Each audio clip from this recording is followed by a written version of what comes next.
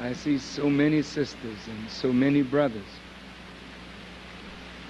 It's just very gratifying to see you. Thank you. Thank you very much. Our subject deals with truth and falsehood.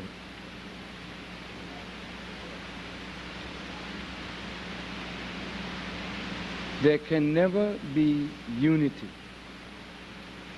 peace, and love among us as long as lies are between us. To say that we are brothers, and we are, but to make brotherhood a reality,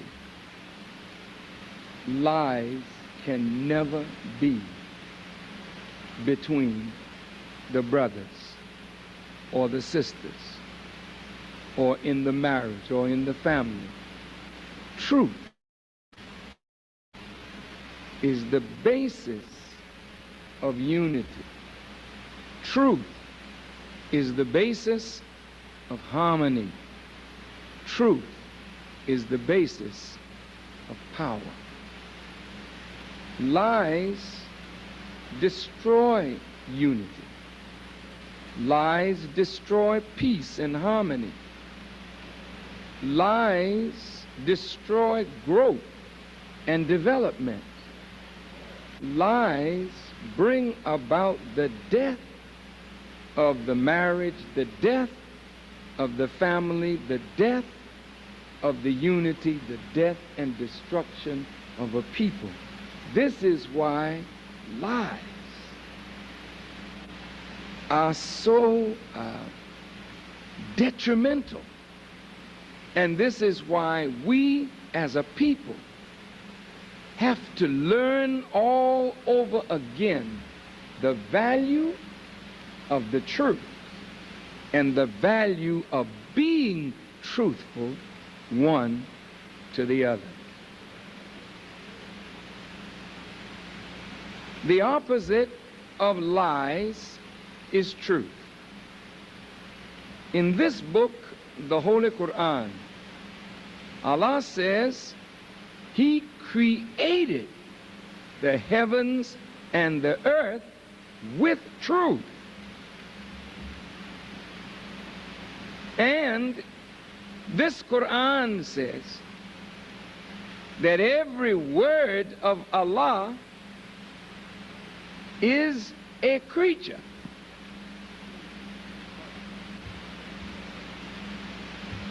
And this Quran says, if all of the seas, with 7 more seas added to it, were as ink,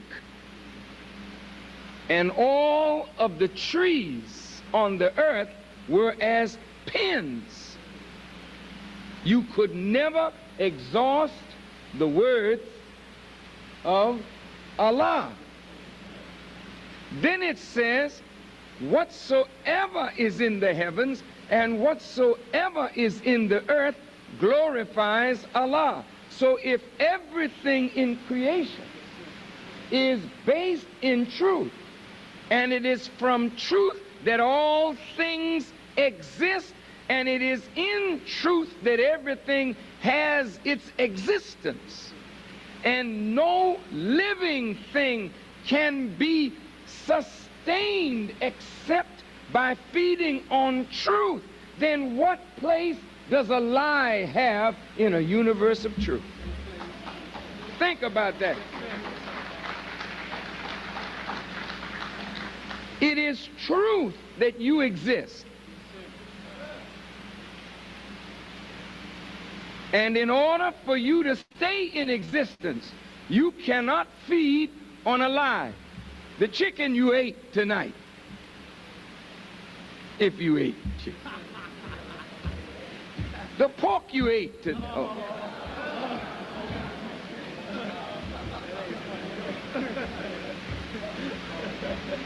Even though it is forbidden, it's true. So what you fed on, whether clean or unclean, is truth. That's the only way you can exist. So if I bring you a false plate of food, what will you tell me? Here's some food, brother, eat. You say, come on, brother, man, don't play no games with me. I'm hungry, man. So your life and my life and our lives are sustained by truth. So the chicken is truth, the rice is truth, the beans is truth, the fruit is truth, the tree that produced it is fruit, is truth, the cattle is truth, the sheep is truth. So whatever you feed from creation is rooted in what? Truth. So the only thing that sustains your life is truth. Well, what about on the mental level? When you feed on the universe, what are you feeding on? Truth. But what happens when your mind begins to feed on a lie? What condition does a lie put your brain in? Since the Honorable Elijah Muhammad taught us that the brain cell is constructed to think rightly.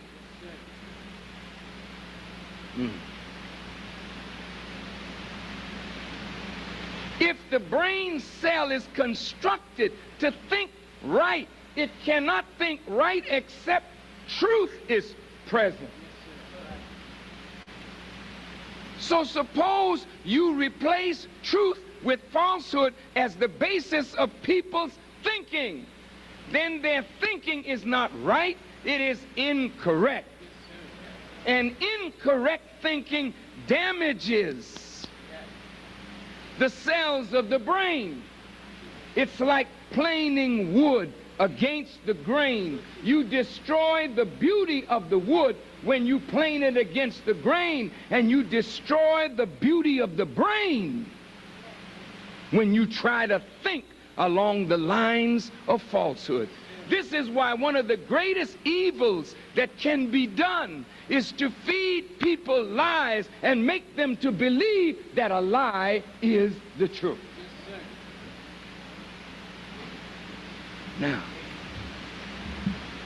Now, since this is so, and the Quran likens truth to light and falsehood to darkness,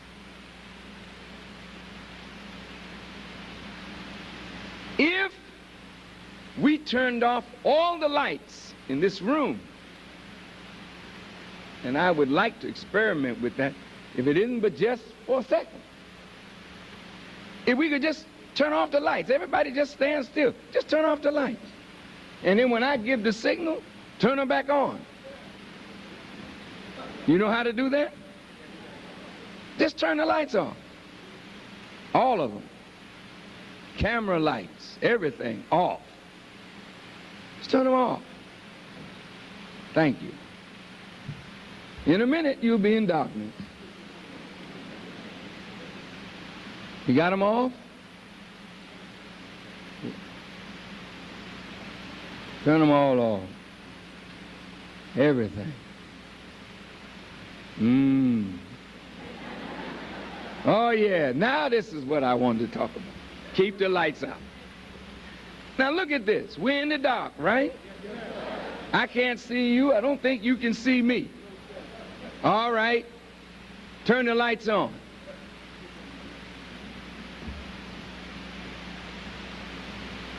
Put them all on.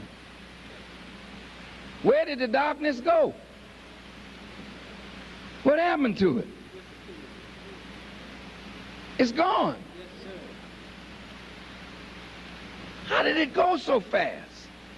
It's because darkness is not real. That's right. Light is real. So what is darkness? Darkness is the absence of light, but it has no base. So when light comes, darkness does what? It flees. So it is with falsehood.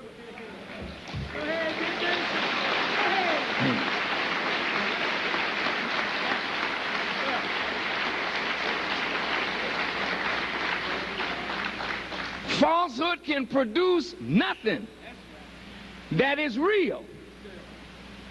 So when truth comes, falsehood vanishes. And the Quran says falsehood is forever a vanishing thing. So imagine if a world is built on a lie. Now let's start with that. Because Satan, in order to build his world, could not build his world on the same principle that God builds his world on. So if Satan is the opposite of God and falsehood is the opposite of truth, and God builds his world on truth, then what does Satan build his world on? Falsehood. So Satan is a liar. Stop. How many of you have ever seen magic? Anything magic? Have you ever been to Las Vegas? Well, probably.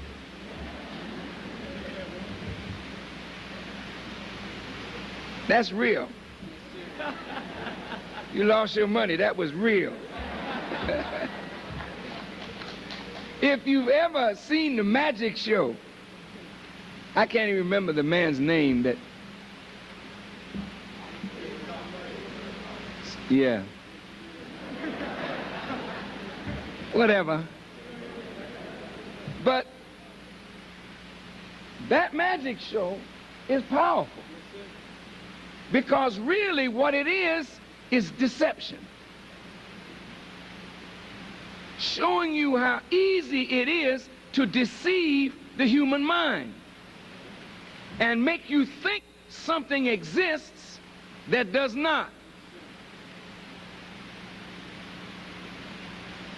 If you were to really look under the trick, you would see the trick. But since most of the people are unable to see the trick involved, they pay lots of money to go see the magician.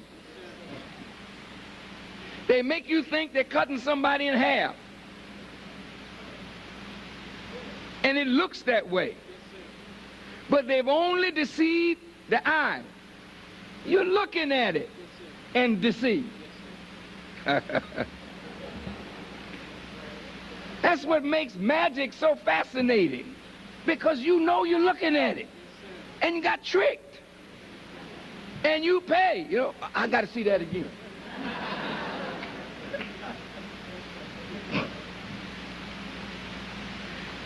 That is the cleverness of Satan. He'll take a lie and make it truth. And once the people are deceived into believing a lie, their minds start functioning on a lie, but a lie can't give what truth can give. And so the brain starts reacting to the lie. The health of the body starts reacting to the lie. And you have a shorter lifespan just by believing a lie. There is no way that a lie can sustain life. Because your life is constructed on the basis of truth. Okay, now let's go to the heart of the matter. In the Bible, Jesus is having an argument with the Jews. And they are claiming to Jesus, we are from God. God is our father, and Abraham is our father. So Jesus says to the Jews, well, If Abraham were your father, you would do the works of Abraham. What was he saying? Abraham worked a righteous work. If you are of Abraham, then you can't claim him as your father and you're doing an unrighteous work. Then they went on to argue, God is our father. And Jesus quickly responded saying, if God were your father, you would love me, because I proceeded forth from God. No. You seek to kill me, a man that has what? Told you the truth.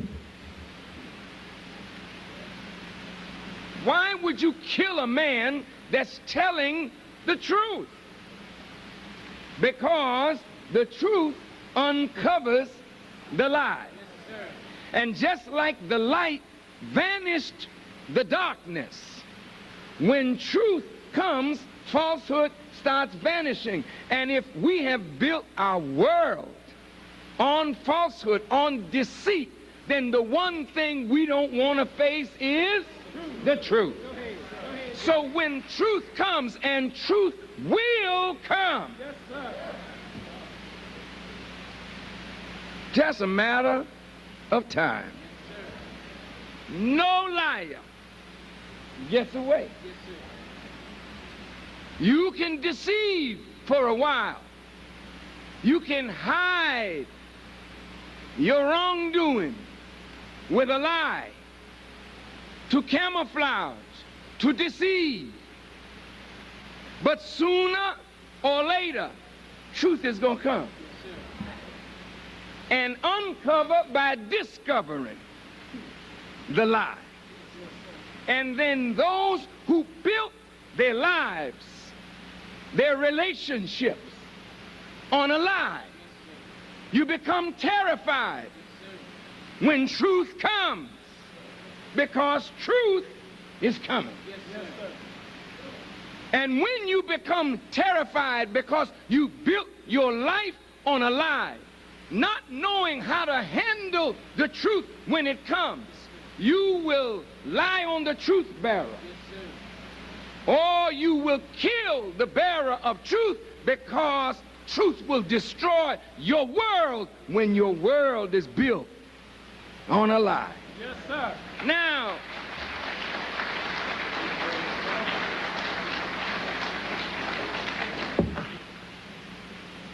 sometimes in our relationships, we feel it is necessary to lie. Sometimes, to preserve a marriage or a relationship that you feel will not be there if the truth were known, we tell a lie to preserve the relationship. But the lie can never preserve what truth alone can preserve. You see, when we violate trust, violate that which makes a bond between people, when you know you have violated that bond, then the violation of the bond is not secured by a lie. It is only covered. The violation is covered by the lie. The violation gives the appearance that you got something solid that you're standing on. But the liar knows that sooner or later, when the truth is known, you'll see you ain't got nothing. You only have something if it can remain under truth. But what about my marriage? I've been cheated on my wife, or I've been cheating on my husband. But I love my husband. Stop. Stop. Stop. Stop lying to yourself. Because if you love one another, you will act in a way to foster the love, to grow the love, to secure the bond. So illicit relationships don't secure the bond. You may have certain aspects of the person that you like or think you love, but love is built on truth too. Real love can never be found in falsehood. I wonder, are you listening? Yes, sir. Yes, sir. Yes, sir. So here comes truth. Because the scripture says, whatsoever is done in the darkness shall be brought forth into what? Ooh. Now that's a bad day. That's a hard day for the liars. That's a hard day for the deceivers. Now, I don't want everybody in the house to get that guilty look.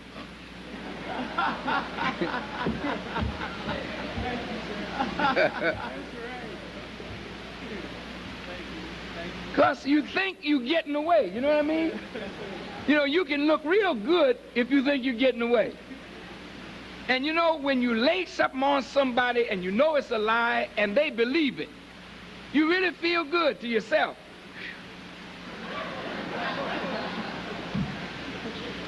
But you always got to be on guard now. Because truth is coming. One day. And when you least expect it, truth will expose the lie. And that will tell you that you have ruptured the bond. And once the lie is exposed, the bond between people is also exposed, and then and only then will you see if love can stand that test. Jesus said to the Jews, if God were your father, you would love me. Why? Because God is the truth. And if I've come to tell the truth, you would love me if God were your father. But no, you seek to kill me, a man that what? Has told you the truth. Then he said, I know you. You can't jive me, Jesus talking. I know you. You are of your father. Who? The devil. He was a liar from the beginning and abode not in the truth. Ooh. And because he was a liar, he was also a murderer. Go ahead. Every liar is a killer. Yes, sir. I don't think you believe that. Every liar is a murderer. Did you know that? Yeah. Every liar. Because when you lie, you kill the spirit of life in the mind of the person who believes the lie. You are ill-affecting somebody when you lie. And you're ill-affecting yourself. So you become Shaitan. Shaitan in Arabic is one whose evil is not just limited to oneself, but is spread to others. And once you start lying, You're lying to somebody about something or someone. So now, in lying, the evil of yourself is being spread to somebody else. You're becoming, not yet a devil, but you're on your way. Jesus said, I know you. You are of your father, who? The devil. Now, let's go look deeper into that. Yaqub, as the Honorable Elijah Muhammad taught us, is the father of race. We didn't have races on the earth until one of our black scientists was given power and authority by Allah to produce race out of nation. Race has beginning, race has ending. Nation, the original nation, is from infinity to infinity, from everlasting to everlasting. Therefore, those who are of the original nation are the Alpha, the beginning of race, and the Omega, the ending of all race. Now, Yaqub brought in a new people, and that new people are Caucasian people. Take it or leave it. They are new people on our earth. Since they were new, they should be offered the original way, but by nature they were made to rule contrary to God. Now, if you look in the lessons given to us by the Honorable Elijah Muhammad, which are for registered Muslims only, but the truth of this can be found in Message to the Black Man in America by the Honorable Elijah Muhammad, when he talks about the making of the Caucasian people. Yaqub made every one of his laborers liars.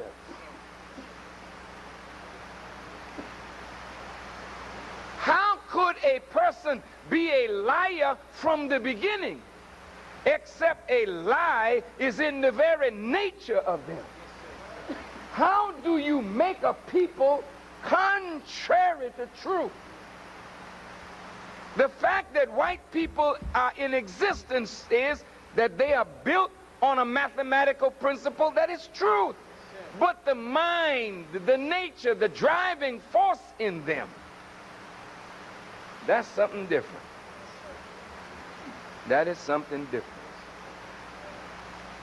Every laborer on the island of Patmos or P.O.W.E.R was a liar. So the lie was bred into the product. And if you're going to kill the darker and save the lighter, kill the darker and save the lighter until you produce a pale white people, then lie and murder are in the nature of the people with whom you're dealing. They can't help themselves. They lie just on general principle.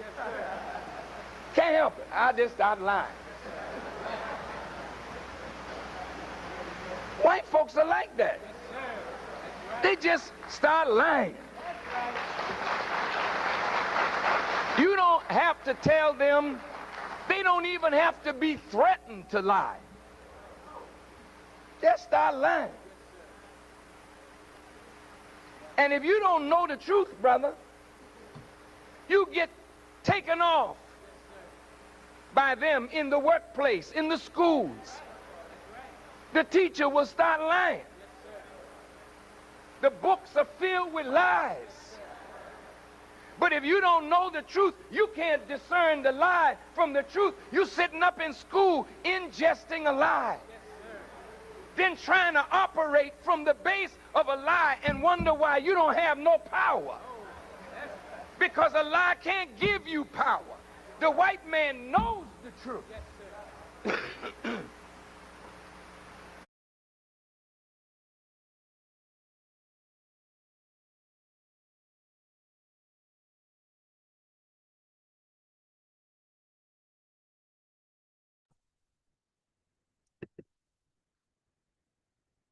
In the name of Allah, the Beneficent, the Most Merciful, I bear witness that there is no God but Allah, and I bear witness that Muhammad is his servant and messenger. I greet you, my beloved brothers and sisters, friends and family, and regular viewers of the Imagination Show. I greet you in the greeting words of peace. We say it in Arabic, Assalamu alaikum. Walaikum salam. Welcome, welcome, welcome, dear beloved family, Imagination family. My name is Brother Leo Muhammad, and sitting alongside me is my beloved sister and friend and wife, Sister Claudia Muhammad. In the name of Allah, the Beneficent, the Most Merciful, I bear witness that there is no God but Allah, and I bear witness that Muhammad is his messenger. I greet you all in the greeting words of peace of Assalamu alaikum. Walaikum And salam. welcome again to another edition of the Imagination Show. I pray that you are all safe and well wherever you are on the planet Earth. And thank you for your time. Can't take time for granted. Time is absolutely flying by. That's right. We are on the 5th of December That's right. already. That's So, right, beloved. That's right. Praise be to Allah. yes, praise be And to Allah. it's wet and cold outside in the UK. And we hope that wherever you are on the planet, that the weather is good and that it's good for you. And, you know, to be honest, beloved, in the UK, it's one of the pastimes in the UK, people talk about the weather. But in truth, we don't really moan and groan about the weather because all of it is from Allah. You see, and whilst we may be complaining that it's wet or whatever, guess what? There are some farmers right now who wish it could be wet. There's some people right now who would like to have, a cooler climate because, they're really suffering in the heat and so on and so forth. So it balances itself out. And as original people, as Black people, we do need to get into that sun. And so whenever you do get an opportunity, whenever you have the chance, you got to get there, get into that sun because we need it. Yes. We need it. It's part of our very DNA. It's That's part of right. our makeup. And when we're in these cold, frigid zones, such as the UK, it does take away from us. We do lose some of our energy, some of our spirit. We lose a great deal if we are in that cold, frigid environment where we're not exposed to the sun. Yes, I need the sun all the time. I would love to live where it's sunny all the time. That would be wonderful. Inshallah. Inshallah. Yes, but we have to have the light within ourselves to keep going, That's to right. stay inspired. That's right, beloved. Don't forget, dear family, wherever you are right now, let us know so that we know where you are able to pick up the Imagination Show. Also, at this time, I can see, there's quite a few people on right now, but I can only see a certain amount of likes. And so we like you to hit that like button, hit that thumbs up so that the algorithms can pick up the fact that this show is a show that's liked by its viewers. Don't forget to subscribe, and also don't forget, dear family, to share that which we share with you. Pass it on, share, hit that share button and share the Imagination Show with your loved ones, your family members, and your friends. Dear family, as always, Sister Claudia will tell you over and over again just how grateful we are for your participation on a weekly basis in the Imagination Show. And I have to emphasize that myself by saying, that we do not take it for granted that you come out on a regular basis to be with us and to share with us. And we put a great deal of thought into what the subject matters should be that we deal with. And the Imagination Show is designed in such a way that it's designed to be a call to action. It's designed to inspire human beings to want to do something for themselves. It's designed to inspire the human being to want to make change. Not change for change's sake, but change because change is necessary if we are to have better, more productive, more successful lives. according to how God, the Creator, designed us and designed His universe, which is a universe designed to help us, designed to make us successful. And so whenever we find in life that there are obstacles in the way of our growth, our development, our progress, we should want to know what those obstacles are. We should want to know how to remove such obstacles in order to have an optimum life, in order to make the best progress. And so that's the motivation behind the Image and Nation show. The whole idea is to really identify those things which are problematic, those things which really cause tremendous harm to the members of the human family. And if we could handle those things in the appropriate way, we would be much more successful as a people, as human beings. And so we make no apology for delving into the types of subjects that we know are not really tackled in the so-called mainstream of education or the mainstream of media or the mainstream of life. It's unfortunate that, you know, a subject such as truth, a word such as truth, is marginalized. It's pushed to the edges of life, and you know, people are miseducated to believe that there are multiple truths. You know, there is no one truth. There is no one standard that we can all strive to live up to, because you know, life is just so complex. There's so many different truths. No, that's a lie in and of itself, dear family. You know, truth is truth. That's right. And we have to really, you know, dig down to really locate what is truth and what is false. That's right. Because the enemy has designed the world in such a way to make us make the truth obscure, to make it something that's very difficult for the members of the human family to locate and to live on. Just before, go ahead, I'll Sister just Claudia. read a quote from the Honourable Minister Louis Farrakhan. Every time you walk away from the discovery of yourself, you delay the power of your own growth into yourself. Wow. Say that again, please.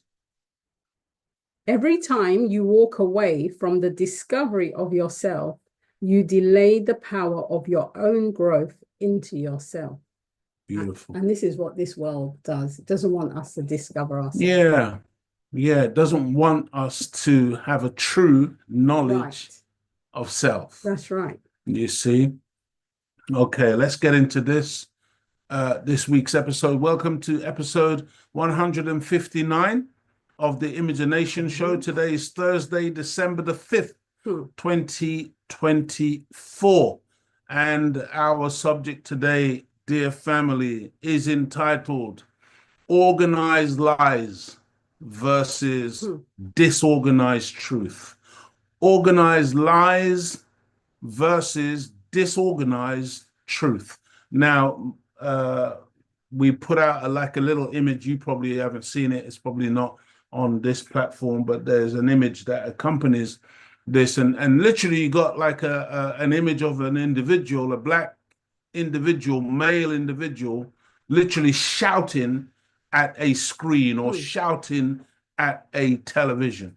And you know, this image, what it represents is really an aspect of life today, where so many of us can find ourselves looking at the television screen, looking at things which are happening in front of our eyes on the street, looking at things that we see on a daily basis, and literally feeling at times like we want to scream, feeling at times that we just want to shout and curse based on what we're looking at, because what we're looking at is so disorientating, it's so fake, or it's so false, or it's so egregious in terms of its wickedness, and yet it appears to be being presented as something that should be acceptable, or it should be the truth. Whether it's, I mean, there's so many examples.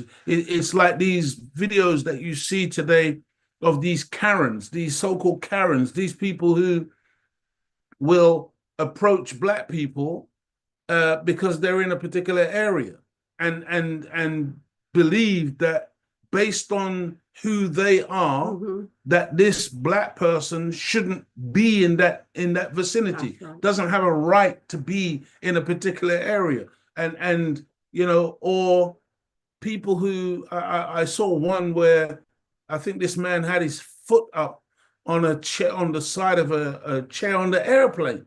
And when the brother said, look, move your foot, take your foot off, this Caucasian really didn't want to remove his foot until the brother almost had to break his foot because he felt that he's got so much privilege that he can just have his foot on somebody else's seat, somebody else's chair in a place like an airplane.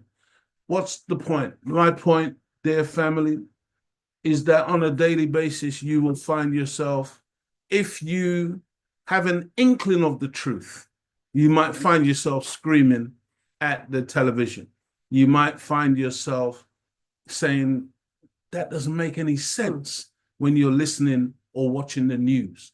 When I'm talking really now, when you think about the actual facts, the reality of, say, what's going on in Gaza, what's going on in the so-called Middle East, when you see the crimes against humanity that are being committed, when you can see a genocide being live streamed before your eyes, and yet you see these talking heads, these media personalities, or you see these politicians, you see these warmongers who are literally attempting to justify the unjustifiable, and they will tell you not to believe your own lying eyes.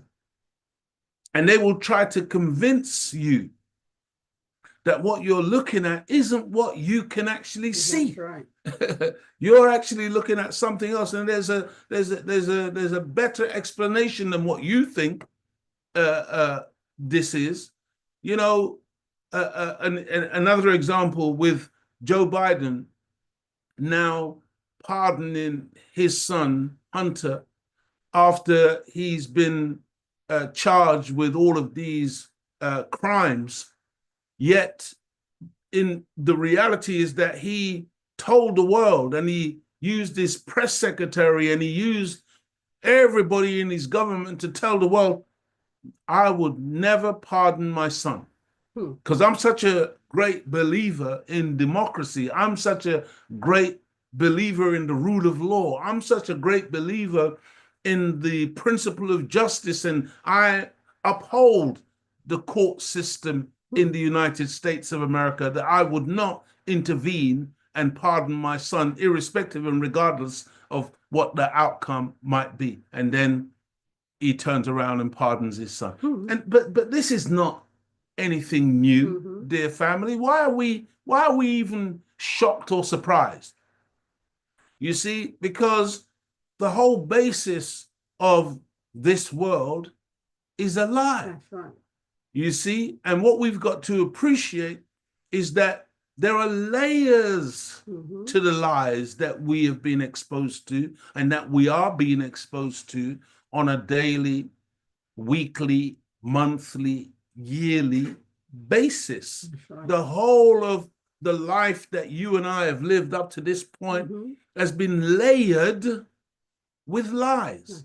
And these lies are not haphazard. They're not lies that are just, incidental things that just kind of floated out of the ether and became a lie. No, these are constructed. These are fashioned. These are tailor-made to bring about a particular type of deception that would keep the masses of the people in the dark. As the minister said, he's a liar and a murderer from the beginning. From the beginning. Not partway, from the beginning. His very genetic makeup is to lie. It's the very nature that's right. of the beast. That's what we're dealing with today, dear family. It is an organized lie. But our problem is that even though we know that that's a lie, our truth is disorganized. Our truth is based on mostly emotion, an emotional response. So we're screaming and shouting at the television. Well, that's not going to change the lie. That's right.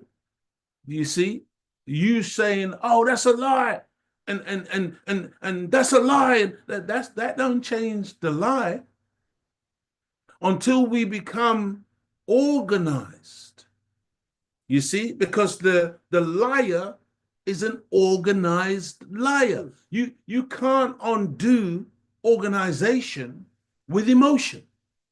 You can only undo organization with greater organization. With the truth. Right. So the truth will fail if it's just based on an emotional desire to bring it about. It has to be something, dear family, that we organize that. And again, this is part of the crux of the problem, is that we don't understand the historical nature. Sister Claudia just again pointed it out, because the minister pointed it out, coming from the scriptures. He was a liar and a murderer from the beginning. See, if we don't know history, if we don't know what has been done historically, if somebody is calling us today as Black people, "Oh, you monkeys," and you find yourself getting all twisted up and all upset because somebody's called you a monkey, maybe it's because you don't realize your history.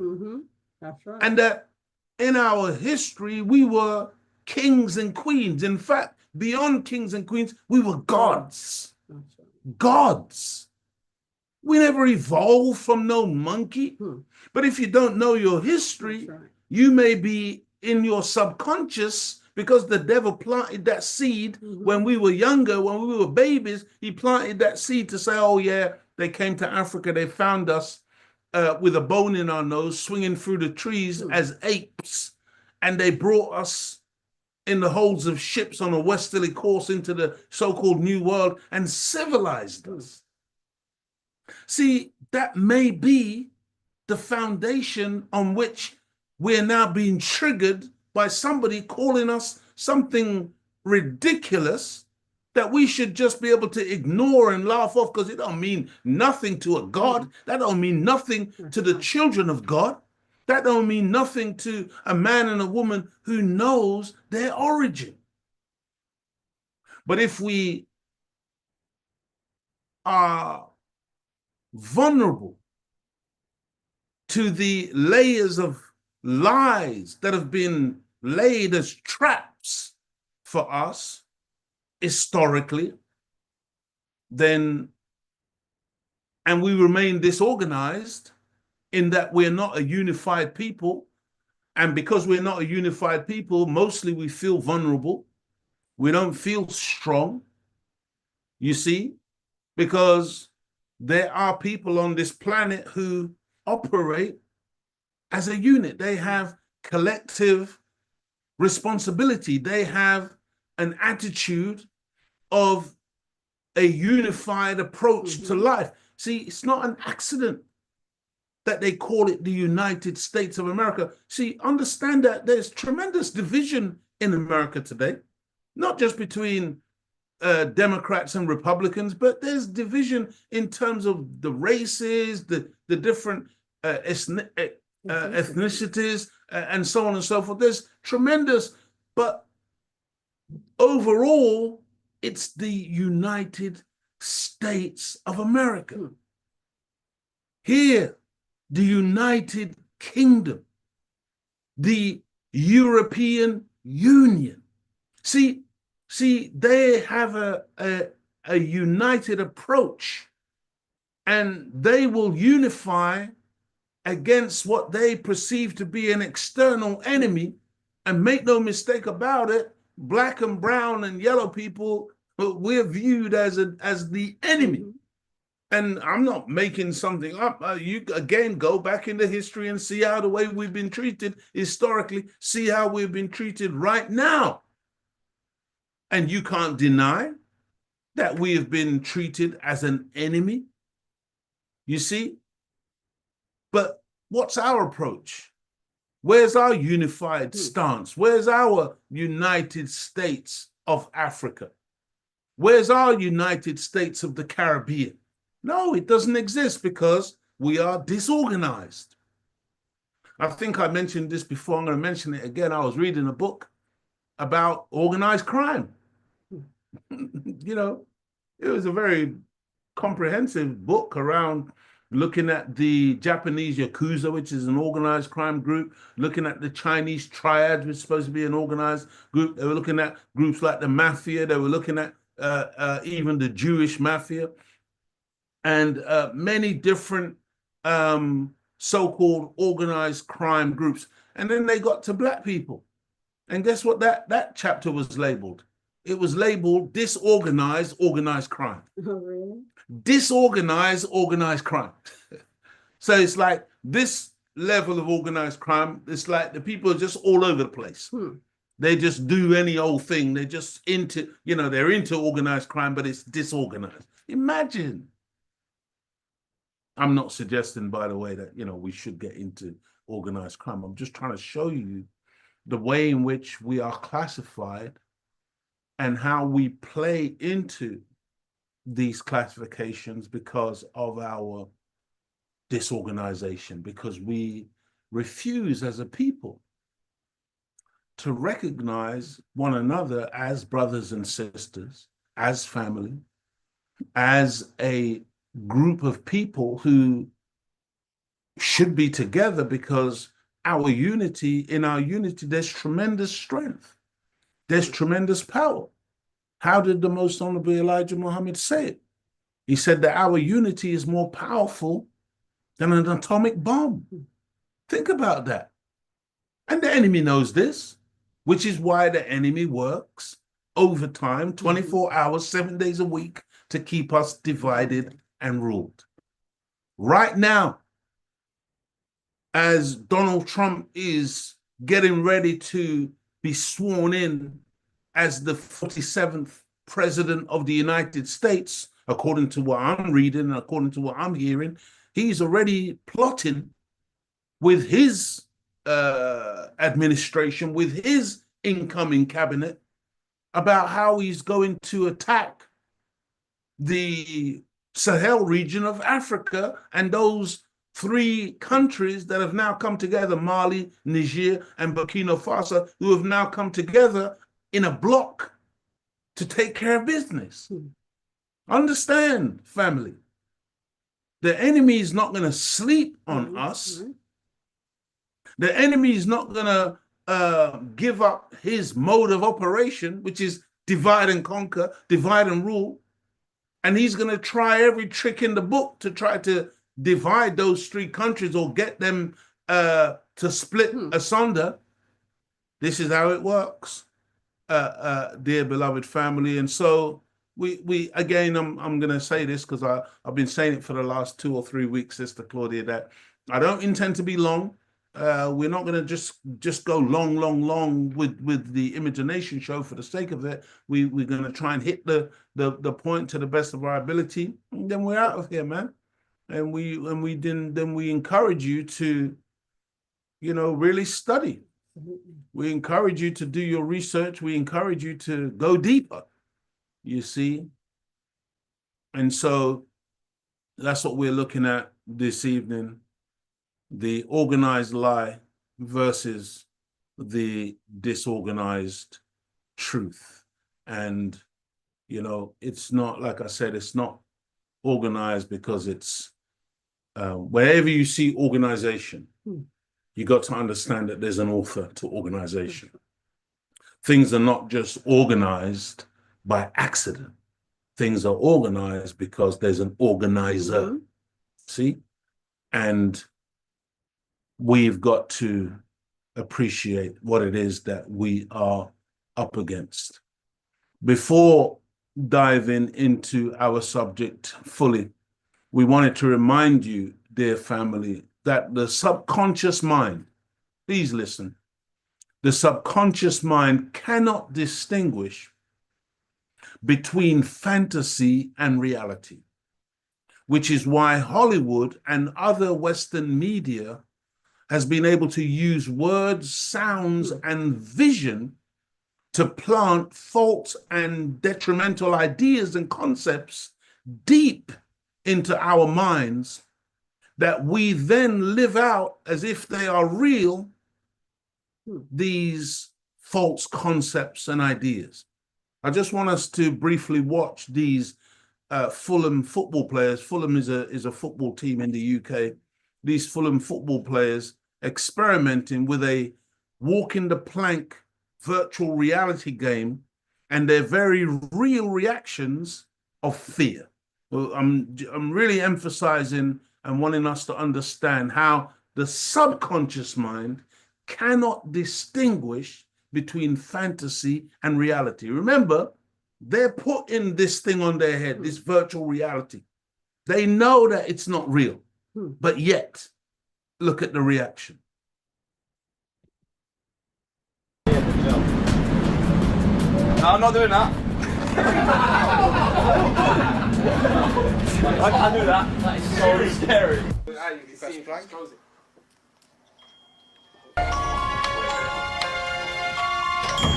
Oh my god.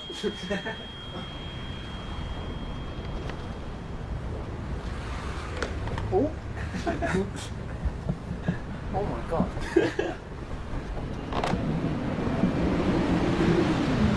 Oh. Nah. I feel like I'm just gonna tip over.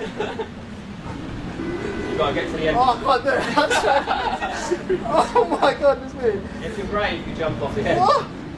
No way, I can't actually do it. Go back down the lift. I mean, he literally failed to do it. That's what that's a failure. He couldn't even do it. Yet it's just virtual reality showing you the power of the subconscious mind and how these movies and other things that we expose ourselves to affect us in reality.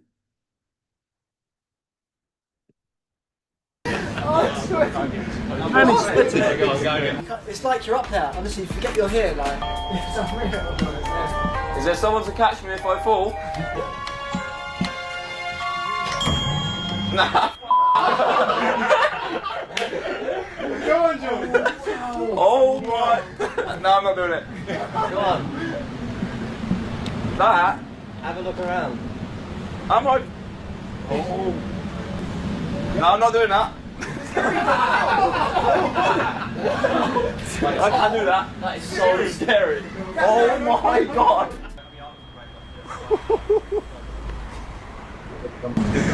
Oh my gosh.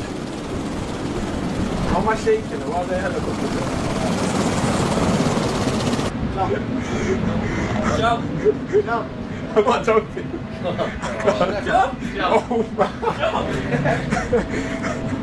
Are you off? Where are you going? Oh! Brother actually jumped up. Oh!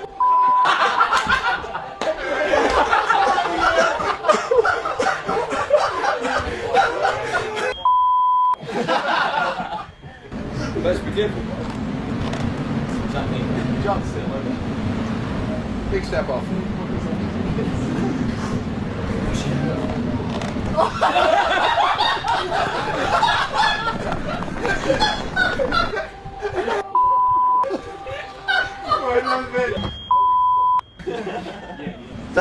actually. No, I hate heights, bro. Big jump. What would happen if these are you know, young people. They're grown men. They play football, professional footballers. They play in front of thousands of people on a weekly basis or whatever. So you know, they have to face a certain amount of fear in their careers and in what they do, their profession or whatever. But here they're doing virtual reality, and the level of trepidation and fear that's being expressed, that's because of subconsciously. Consciously they know that this is just a virtual thing. It's a game that they're doing, but subconsciously showing you the power of the subconscious. You see, when we walk into that cinema, we know that that's Denzel Washington. We know that there's camera, lights, action. We know.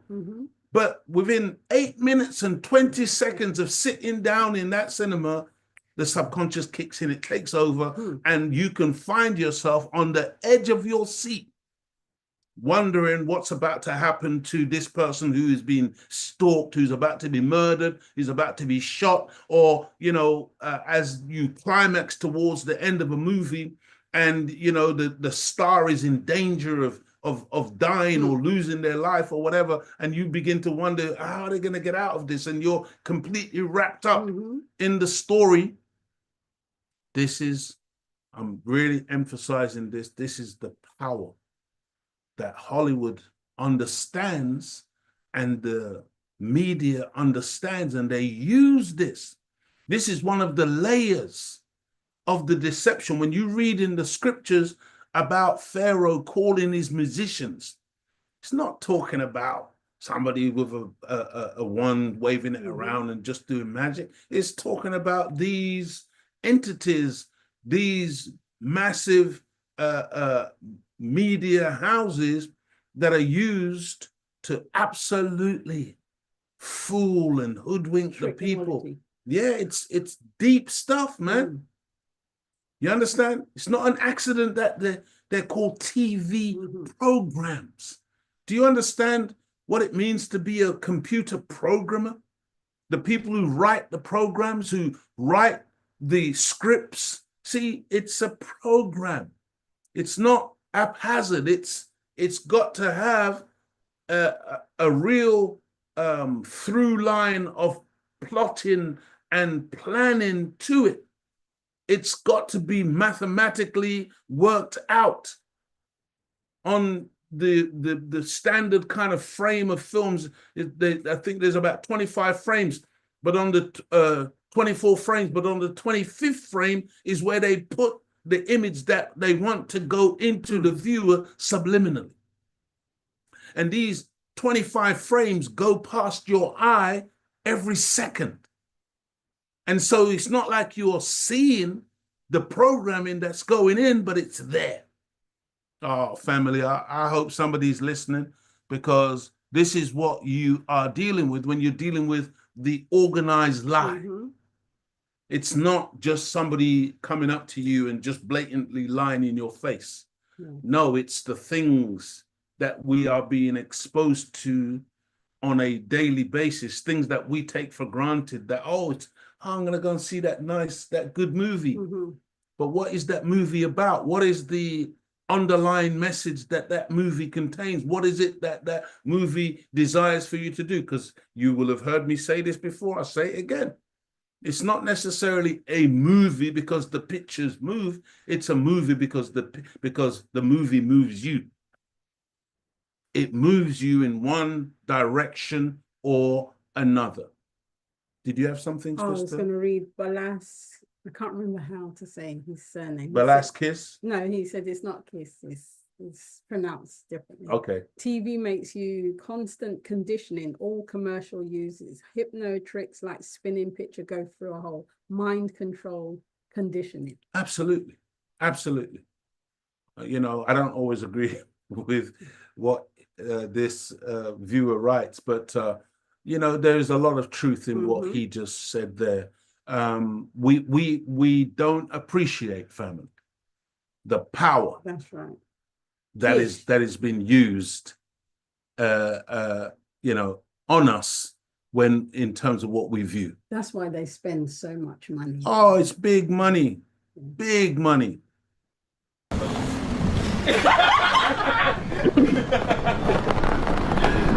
Yo.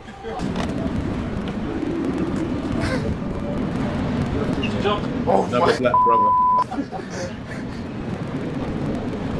oh my God. Going down.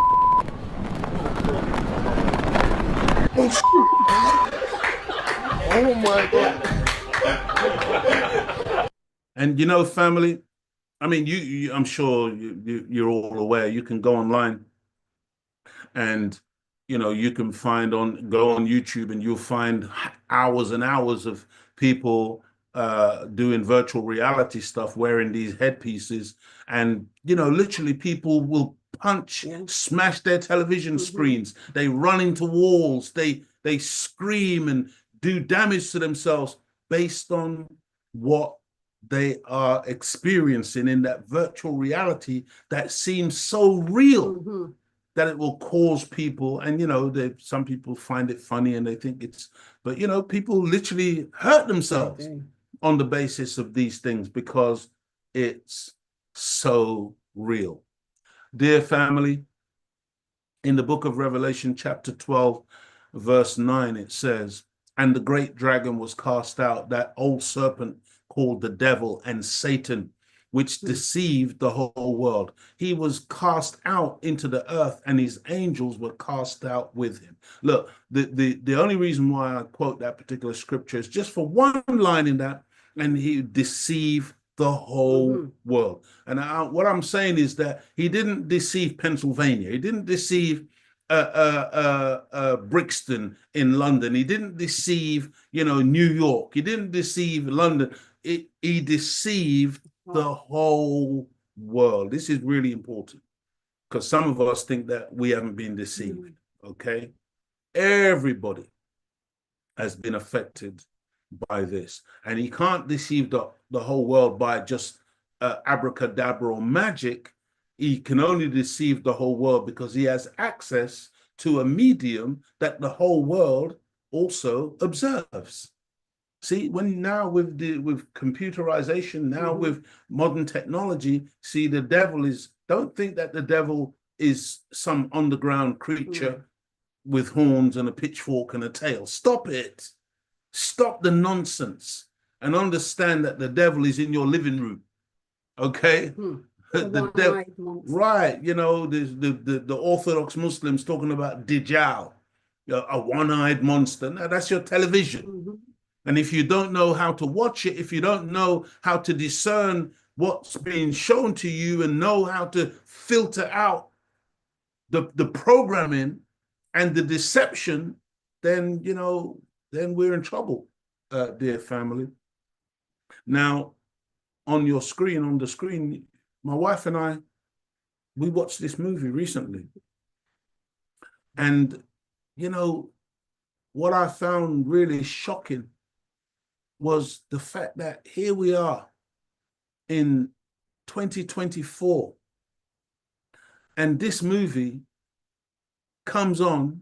We're looking at this movie, and you know, you have this beautiful black sister playing this role, and then you got Blair Underwood, who you know is a good-looking black brother, and then you got this white actor. And basically the premise of this story is that here you got a black woman who initially, she tends to kind of like, you know, behave like you would expect a black woman to behave when, you know, she's confronted by some white man who is trying to be all smooth or trying to be, you know, like he knows her better than she knows herself, and he's coming with his dog Max.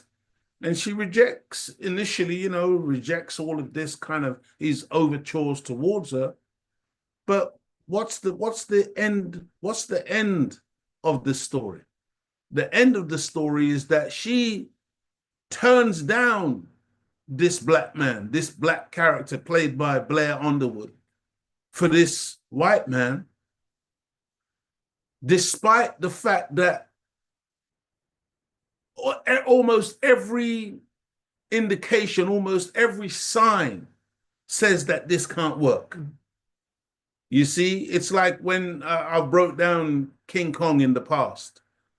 And when you look at King Kong, that giant ape with the little blonde white woman, when you put them together, they're incompatible. It's not going to work. Okay?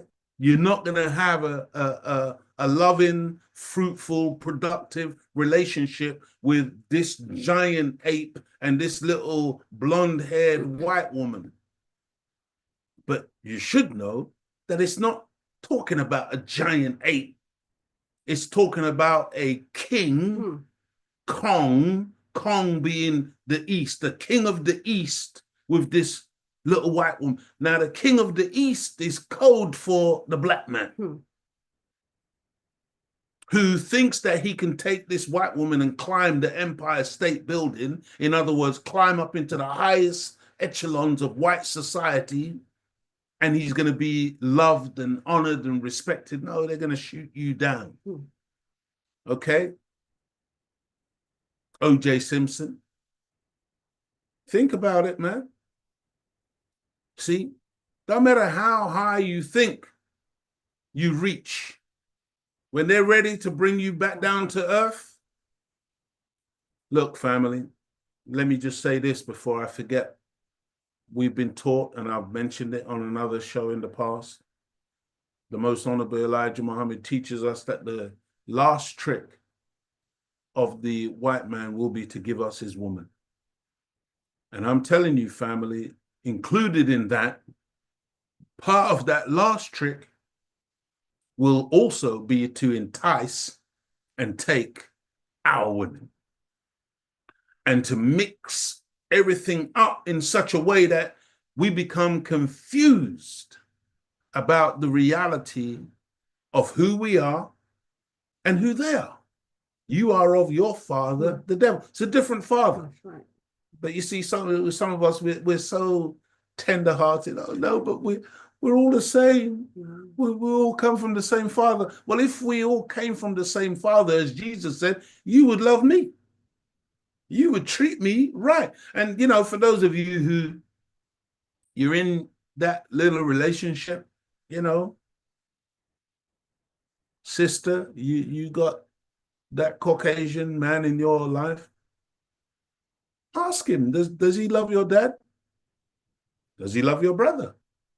Does he love, you know, your extended family? Or is it real? Just think about it. That's all, because I'm saying, man, when you look at so many of these relationships, somebody has to compromise big time to make it work. And guess who is the number one compromiser in that situation? Always the black one. You see, you're the one who has to become isolated from your own. You're the one who has to, you know, fall in love with a dog and maybe have a dog in your bed as well.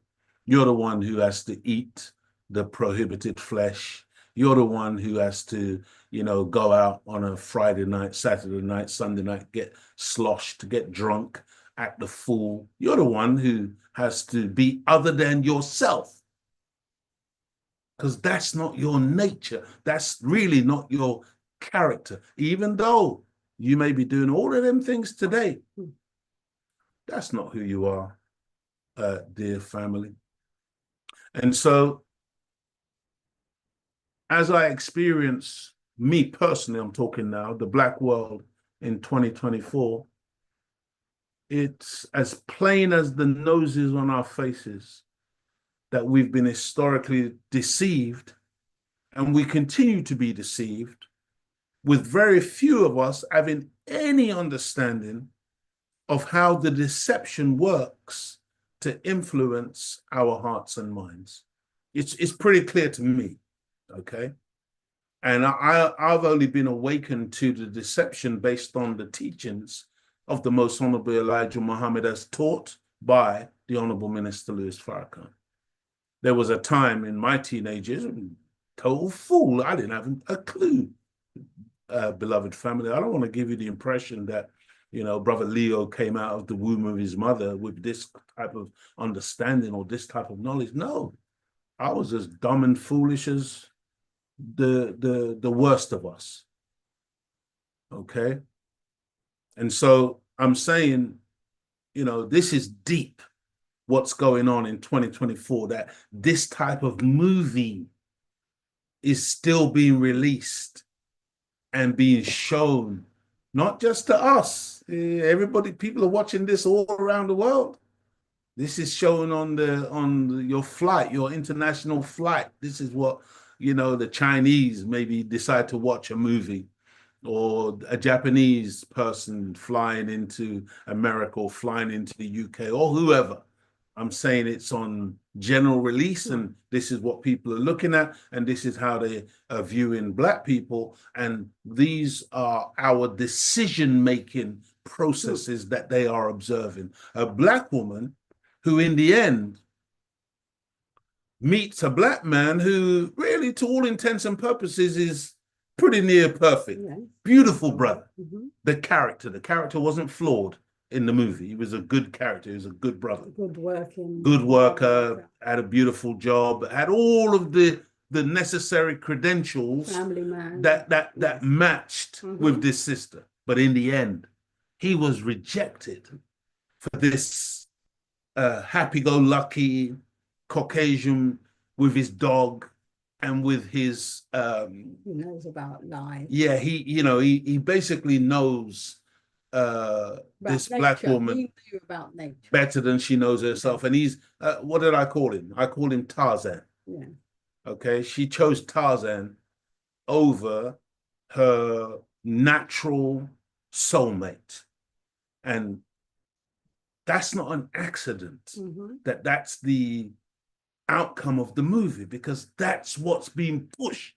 This is aimed not at the individual Black woman there, or, you know, just some Black woman, random Black woman. This is aimed at all Black women who are dissatisfied with their Black men, or not even that they're dissatisfied with their Black men, but they've been conditioned, they are being programmed now to believe that that's a natural choice that you can make. Because look, this beautiful, highly intelligent, educated sister who you know, was going through promotion in her job and so on and so forth, you know, to the level of being a partner in a major company firm.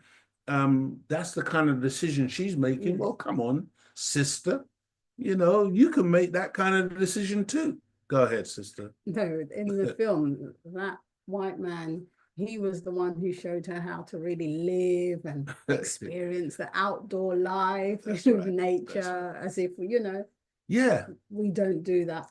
Yeah, don't be so closeted. Yes. You see? Yes. Don't stick to your own. Yes. No, that's archaic. That's backward. You see? You're not, man, I remember somebody was trying to, I won't go into the story too deep, but somebody was trying to chat me up one time. And they said to me, don't knock it until you've tried it, you know, and I wanted to slap their face clean off their shoulder, you see. But you see, dear family, this is we are being enticed, you know. I cannot emphasize it enough. I'm just really trying to show you that things, because I know that there's some of us who may have even seen this movie, or we're gonna see the movie, and we won't see nothing wrong with it. It's a good movie. It's a nice, happy movie. It's gentle. It's about love. You know, I know the way we think. I'm just trying to tell you, family, that there's something much darker, much more sinister behind what you think. See, everybody's all smiles in the movie, okay? And there are many familiar faces in the movie. Mike Epps, who's the stand-up comedian, and so many others. And it's a good, fun movie, you see? And that's the whole idea. While you are being distracted, there's something else at play. And that's why I use a scripture like that. because I know that you're dealing with the devil and you're dealing with Satan and part of his process of deceiving the whole world, and in particular, deceiving us as a people. See, remember that when Satan comes, he don't come and say, hey, I'm Satan, here I am. He don't operate like that. When Satan comes, he comes as an angel of light. He comes disguised. You know, I thought that we had gone past all of this Hollywood magic when the Bodyguard came out. Because when the Bodyguard came out, I not long after that, I did a breakdown on it, and that was years and years and years ago. Because again, that movie, man, oh man, family, one of these days, I'm going to break it down again. And if you want me to break it down, put some ones in the chat. Let me know that you want it. Let me know. But it has to be done on Zoom. Yeah, because I can't really show the movie because they mess around. They mess around if they'll take it down. Yeah, they'll take it down. So yeah, but there are ways that we potentially could do it. But you know, family, it's just, I just find it incredible that in 2024 they're just building on what they began with the Bodyguard. You know, I'm reminded of the book of Genesis, chapter 49, verse 9, wherein it says, he lies down and sleeps like a lion, and as a lion who is willing, to wake him. Now, in some other translations, basically what that's saying is there's a lion asleep in Judah who will awaken. And I've got to say, family, we are those lions. Do you understand that the African lion is the African lion?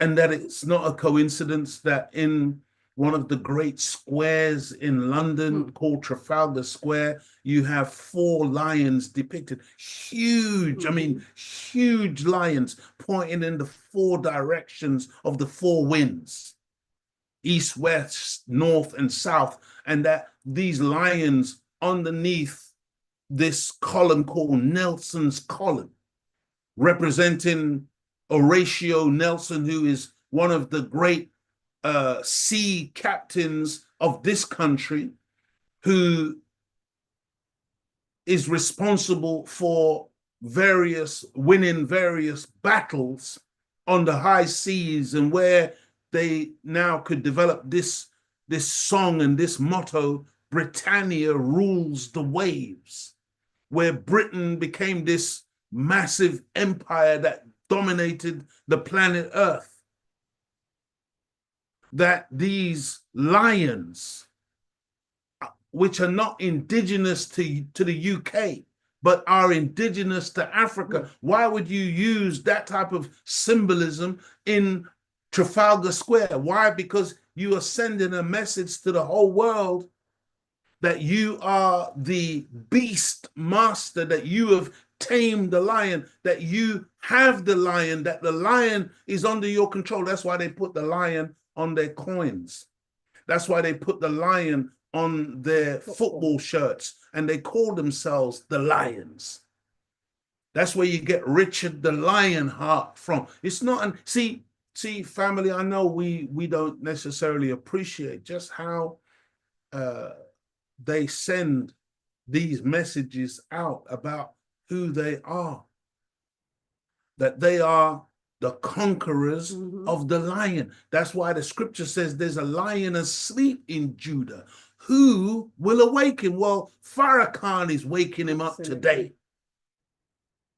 See, Elijah Muhammad is waking up the lions, the sleeping lions, not just lions in terms of males, but lionesses, males, females, male and female lions are fast asleep in Judah.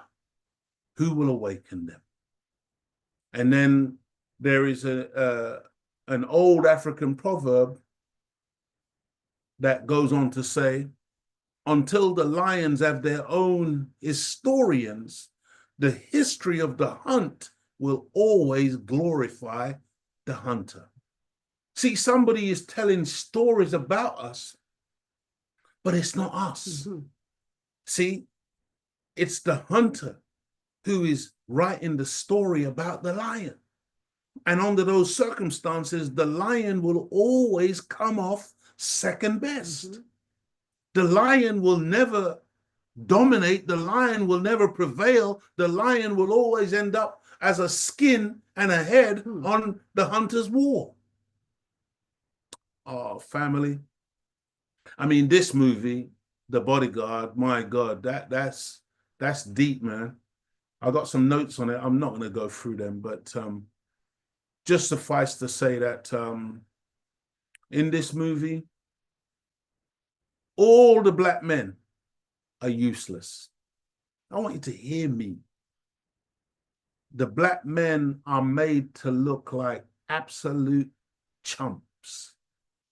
And this man, this character, Frank Farmer, even that, I mean, the first name Frank, it means truth, to be frank. Then Farmer, the surname, I mean, it's deep. You know, you understand that Jesus his occupation was a gardener, a farmer. A farmer, in other words, a shepherd, one who takes care of the flock, one who really is the guardian of the human family. Farmer. See, without the farmers, we're in trouble, man. That's right. In terms of where we get our food from. Yeah, we may be eating all this processed stuff where we no longer appreciate that it comes from a farm. And we don't necessarily appreciate how you've got certain devils now working to try to eliminate the farms because they want to give us fake food.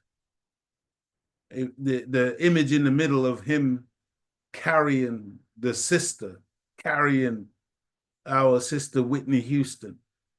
You know, Whitney Houston, dear family, she is such an iconic, powerful, beautiful woman. She was very, very special.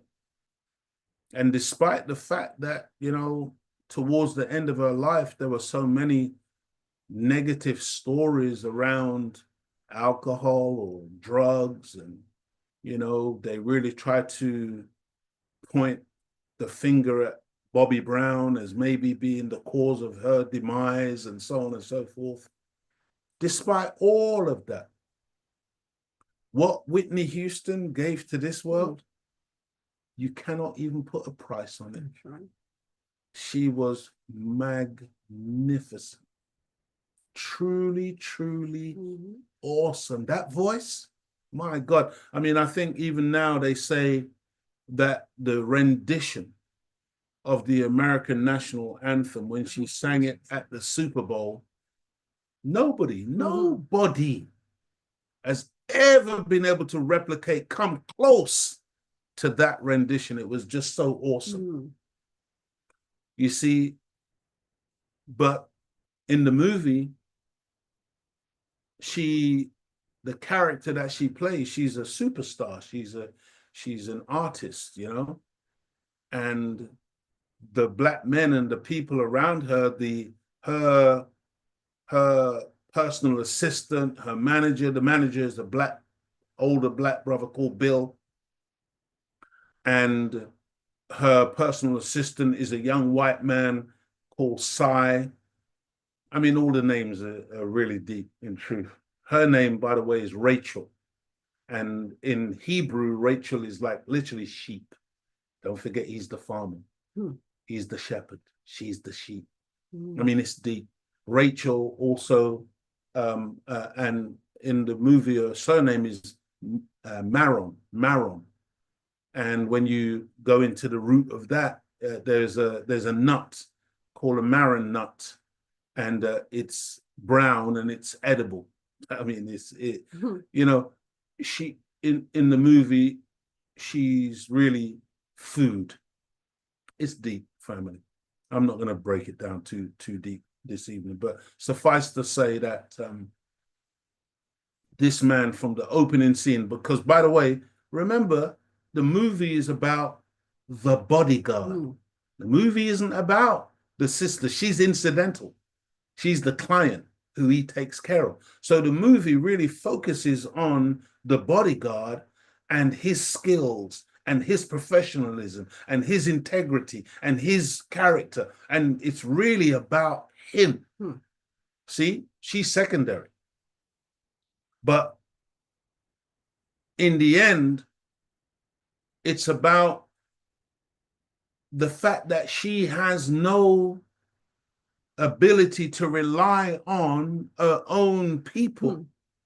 Her own people are depicted as basically useless.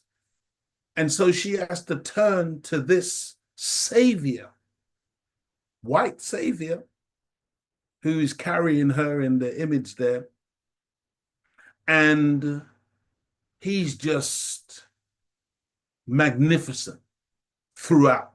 And he's literally able to almost at the end give his life for this black woman. I mean, the film is really dangerous when you analyze some of the things in the movie. Her sister, who at one stage in the movie, she's singing, yes, Jesus loves me.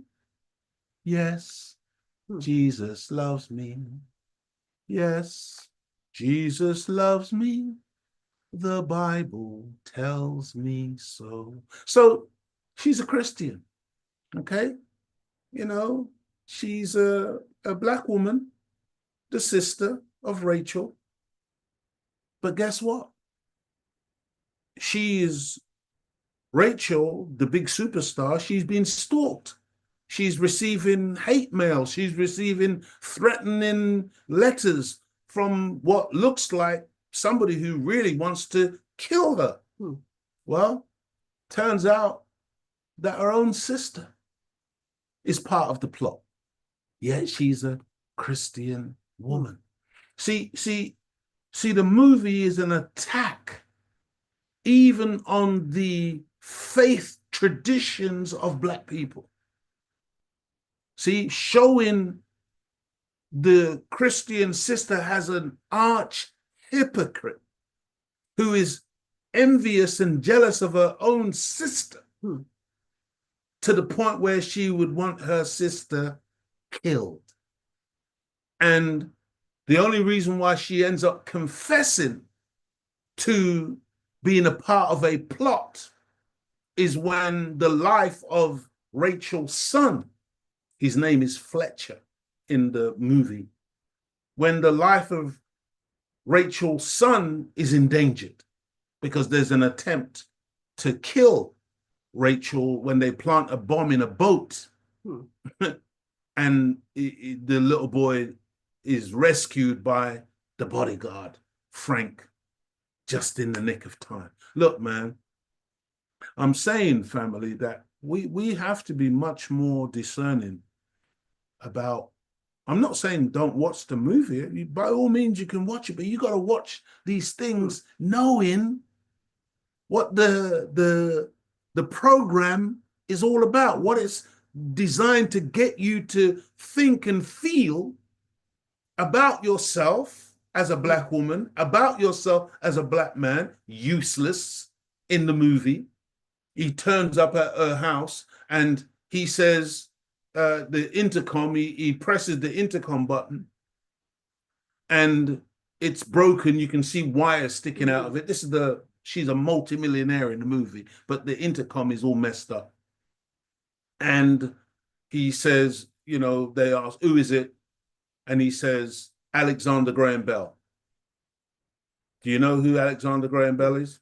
Alexander Graham Bell is the man who's reputed to have been the inventor of the telephone. He didn't invent the telephone, by the way. It was a black man who invented the telephone. And I think they attribute some other things to Alexander Graham Bell. But Alexander Graham Bell basically stole the patent from a brother by the name of Latimer, Lewis Latimer. Okay, Latimer is the one who actually patented or did the drawings for that telephone system, and Graham Bell took credit for it. Okay, but he says Alexander Graham Bell, and basically whoever is on the other end of lets him in. He's testing the security, showing you that these people are so rubbish. He gets into the compound of this magnificent home that Rachel lives in, where there's a swimming pool, there's a fountain, it's really beautiful. And then he goes to the house itself. Well, first of all, he talks to a chauffeur, a black brother, who asks him who he is. And he says to the brother, what does he say? Henry Ford. Henry Ford, the car maker. And the brother says, oh, go right ahead. Like we're just useless. Okay, so then he goes to the house and he rings a bell or knocks on the door. A sister comes, a black woman comes with gray hair, light colored hair. I'm not sure whether it's gray or white. And she asks him who he is. And again, he says, Henry Ford. And she says, who? And he says, Henry Ford. And she said, oh, go straight in. And it's just a joke. Yes. We'd just be mocked. But, he takes charge and he fixes up all the security and and at first, even Rachel doesn't appreciate what this man is there to do. And she's all lackadaisical all over the place. In the end, of course, she literally she ends up begging him to have a relationship with her. I just want you to understand. See, because even when you're in the cinema, and even though the subconscious mind kicks in, that's Whitney Houston begging some white man to have a relationship with her. See, that goes deep. On a subliminal level, that's deep. Okay? And in the end, it's the great song, I Will Always Love You, that closes out the movie and whatever. I'm saying, family, that Hollywood is busy. Very busy. Okay? It was busy then, and it's busy now. And we've got to wake up. We've got to understand that these things are not just there for entertainment. They're there because they are pushing a particular narrative to win our women away from the black man and to win the black man away from the black woman. Willie Lynch was very clear. Divide the black woman away from the black man and divide the black man away from the black woman. This is a part of their program. And, I used to do a form of stand-up comedy in this country, going up and down the country performing with other stand-up comedians. My brand of stand-up comedy, we called it edutainment, because we attempted to educate whilst we entertained, okay?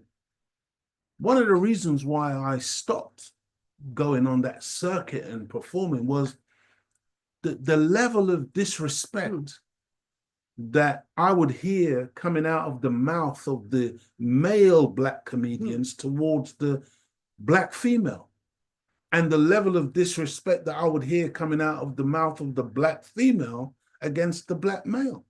And some of it's so low down and filthy, man, and the way we talk about each other. And I would reflect to myself how we've been so conditioned. The self-hatred is so pronounced that this is what we do. We curse and we slander and we disrespect one another. No, it's not just comedy. It's not just a joke. You can hear sometimes the level of viciousness. It's like a real attack, you see. And I do want us to appreciate that this divide and conquer, this divide and rule process is very real. And it's in full effect. And the Bodyguard was, again, one of those instruments that was used many years ago, and it's still. And when I was searching for the Bodyguard, looking on Netflix and other places for it, and I couldn't find it. And in the end, I found it on a particular platform, but I had to pay for it. See, that's how many years after it was released. But to view it today, I still had to. I didn't purchase it, which was just under £10 or something like that. But I rented it, which was around £4 or something around that nature. But my point is that there's value attached to this program. It's not something that they're just giving away for free. It's not just out there.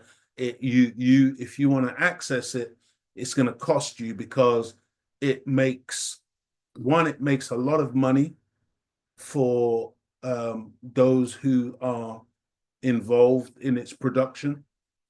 Of course, the stars, they all get their money and whatever. But understand that however many years later, it's still valuable in terms of what it does, what it was designed to do. I hope you get it, family. I hope you're really following, because I can assure you, we're not making stuff up here. We're really not. It goes very, very, very deep. Okay. 90 Night said, you notice the adverts are always have a black and white couple. It's never a black couple. Yeah, and again, Sister Claudia, it's a very good point. Thank you for that, 90 Night. Just to say that, there was a time back in the day when you couldn't see a black and white couple together. That's right. You see, that was taboo. You see, that was disallowed, and black men could get killed for interfering with a white woman. But why is it suddenly switched? Why is it now that all you can see being pushed is black and white relationships? You see, that's because there is an agenda behind it. It's not what you think. Oh, we're integrated now. Oh, wow, racism is over. We're in a post-racial world. And wow, look, black people and white people together. You are a fool if you think that's what you're looking at. That's not what you're looking at. You're looking at a program that is being pushed for a particular purpose. That's right. Okay, and the purpose is really spells out our destruction as a people. That's their plan. I'm not saying they're going to succeed, because they're certainly not. Okay, the devil plans and Allah plans, and Allah is the best of planners. So, go ahead. Brother David Mohammed reminding us, the Hollywood director said to the minister that they meet up once a year to set the trends. Absolutely. They're trendsetters. Hollywood sets trends. The music industry sets trends. When rap first began, it was conscious rap. That's right. It was talking about the reality of what goes on in the hood, and how, black people got aspirations to make positive changes to their lives or whatever. And at a certain point, these music executives got together and they said, no, this has to change. That's right. And they changed it. They told the rappers, we want to hear about the drugs, and we want to hear about the guns, and we want to hear about the sex, and and they fell in line and they got the money. Understand this, man. And you got some very well-known rap artists who have borne witness to that reality, that they've been in the room when they've received those kind of instructions, or when they've made particular types of music and the execs have said, no, we don't want it, we're not interested in that. That's right. They don't want to hear Jesus. Give us more of this. Yeah. Exactly. It's serious business, beloved. And we're used for our own demise. Now, I don't know what you think about Halle Berry, but understand this: whether you like her or not, whether you think she's good looking or not, she is one of those iconic black women stars. She may have some mixed blood in her. Mother may be a Caucasian. It's irrelevant. Bob Marley's father was a white man. Irrelevant. He was black man. black man, black woman we're looking at. And a beautiful, I'm talking about now physical beauty, beautiful black woman. Who is she? Who does she end up with in this movie? Oh my God. Family, on March 24th, 2002, Halle Berry becomes the first black woman. The first black woman. I want you to think about all the black women who have starred in movies, who have, you know, played phenomenal roles. And in fact, Halle Berry herself, I've seen her play some really horrendous, I mean, in terms of the character and what the character goes through and the level of acting. I mean, phenomenal stuff I've seen her do. She never got no Oscar. Right. Understand this, okay? She became the first black woman to win the Best Actress Oscar for her portrayal of a struggling widow who falls in love with her husband's death row executioner in Monsters Ball. I mean, honestly, family, this story is so ludicrous. It's so, you know, what they ask us to do in order to qualify ourselves for their recognition, to get this Oscar. It's really shameful. And this particular movie, man, you know, the story is just horrible, family. If you remember, it was Sean Puffy Combs who played her husband. And he was on death row.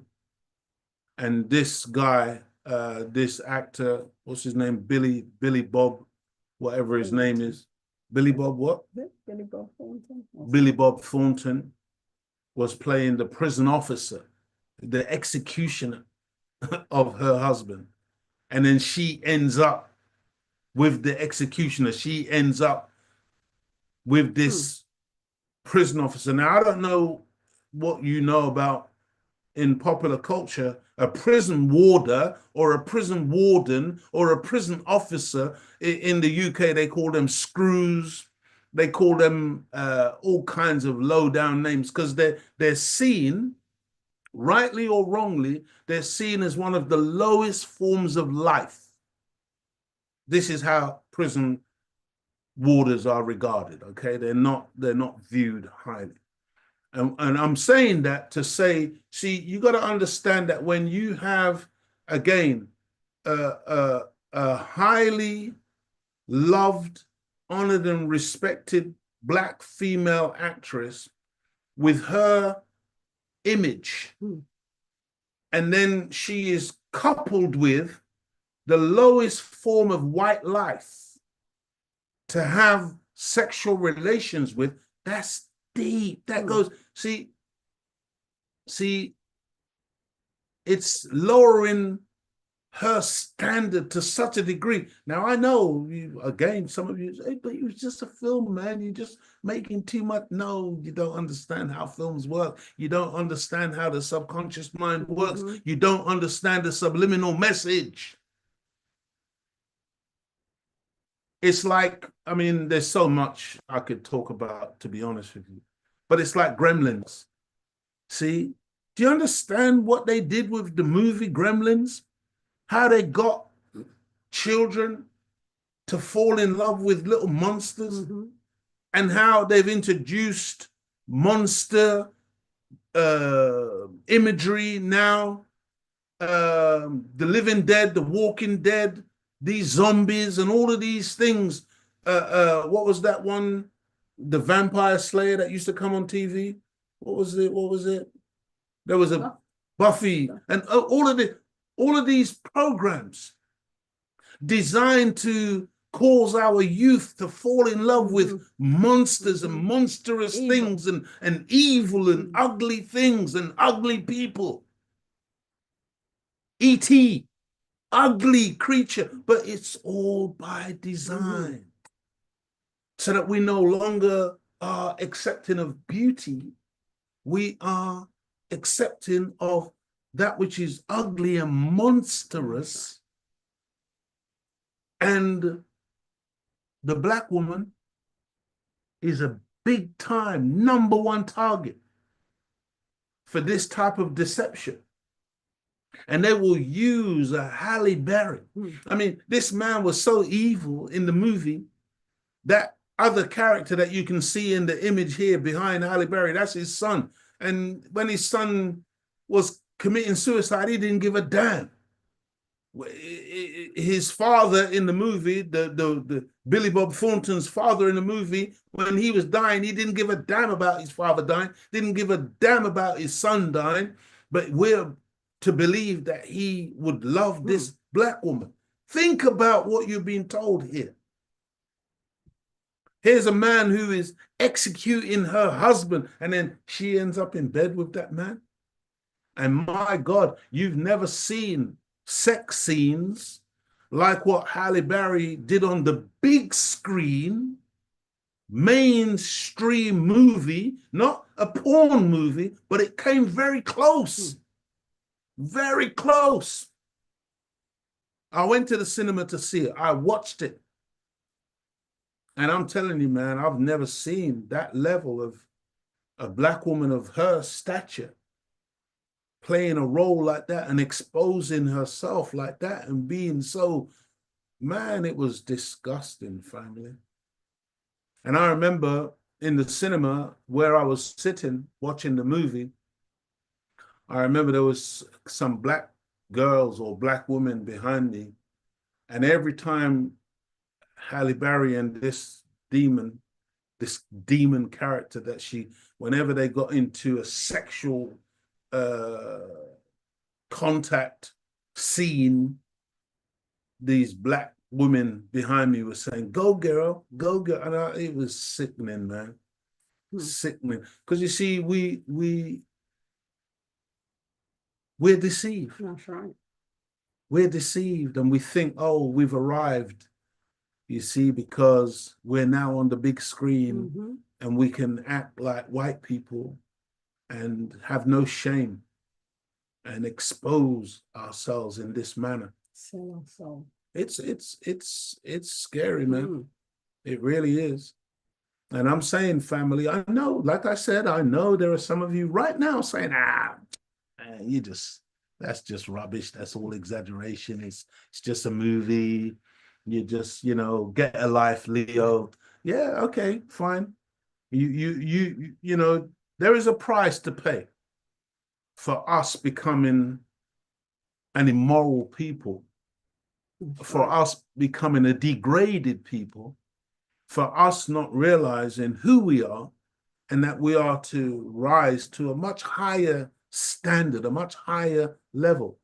You know, when Halle Berry received the Oscar, it was one of the most embarrassing things I've ever seen in my life. And I wondered, and I looked at her, and the tears that she shed and the level of emotion that she expressed on that night at the Oscar ceremony, all I could think in my heart was that here was a woman who was so guilt-ridden, who was so ashamed in truth for what she had to do to get that Oscar, that a lot of that grief and a lot of that shame came out on that stage that night. I'm not going to show all of it. I'm just going to show just a little bit of her reaction when she won the Oscar.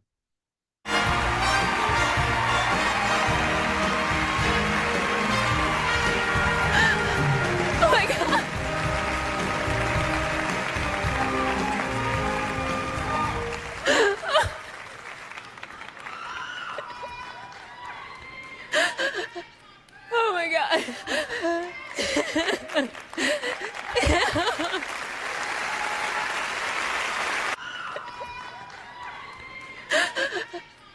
my God. And you got to listen to the language, you see? The language is, oh my God. See? God. God, don't see the scripture says, don't take the Lord's name in vain. Because some of us use God as a swear word. The way we talk about God and Jesus Christ and all of these expressions, whatever, it's just that we may as well just be cursing. But you see, when you say, oh my God, when you say, I want to thank my Lord and Savior, Jesus Christ, I just want to thank God first. I just want to give the glory to God. Understand, family. See, that's her nature coming out. She can't help what she's saying because that's who she is.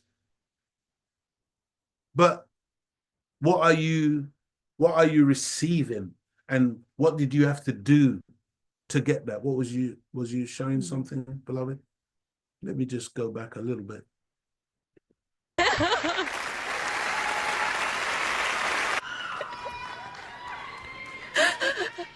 Oh my God.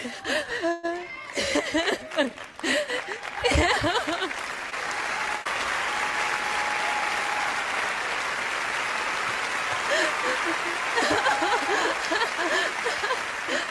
sorry.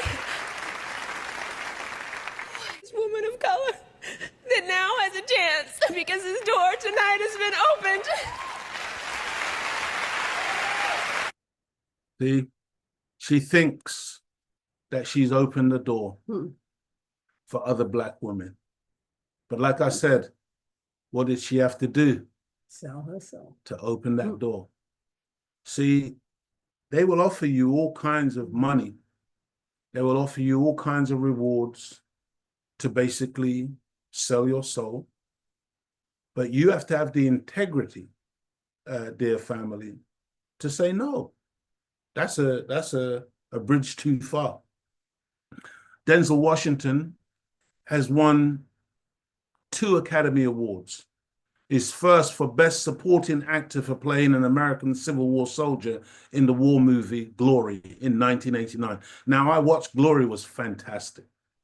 Glory was really telling, something about our history as Black people suffering under white supremacy in the American experience in the American Civil War. But his main Oscar was for Best Actor, playing the irredeemably corrupt LAPD detective in the crime thriller Training Day that was in 2001. Let me tell you, family, white evil in the LAPD, because you see the LAPD, the Los Angeles Police Department, has got a reputation and a history of doing nothing but evil to Black people. This is real. Yeah, but white evil in the LAPD was given an instant blackface makeover by this portrayal by a loved, iconic, and greatly admired Black actor, and it was a shame to see. Again, what they had Denzel doing in this movie. I've never watched a film where there was not one redeemable characteristic in the character. The man was just pure evil. The role that he played. And I know, again, some of us watching and they're gonna say, yeah, man, but boy, I like Training Day because he was macho, he was hard, he was tough, he was a killer, he was real. Stop it, family.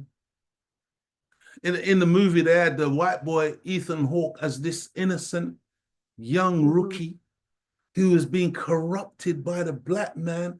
I mean, my God, in the movie, there was a scene when Denzel is using an Hispanic sister, literally like using the child that he has with that Hispanic sister as a human shield when he's being shot at. He's willing to put the child in front of him to get shot. This is how wicked. But this is what he had to do to get Best Actor. And, I mean, this is so much deeper. I just using these just as a few examples because there's so much more in truth. But I just want us to appreciate what we're looking at and how the organized lie is real. It's not. See, to make a movie, do you understand the level of technicality that goes into writing a script and then having that script translated into action, and all of the different players that have to be involved, and how integral the whole process is, why it's so expensive to make that kind of movie? The enemy gives us fake leaders, teachers, and guides, while Almighty God Allah gives us real leaders, teachers, and guides.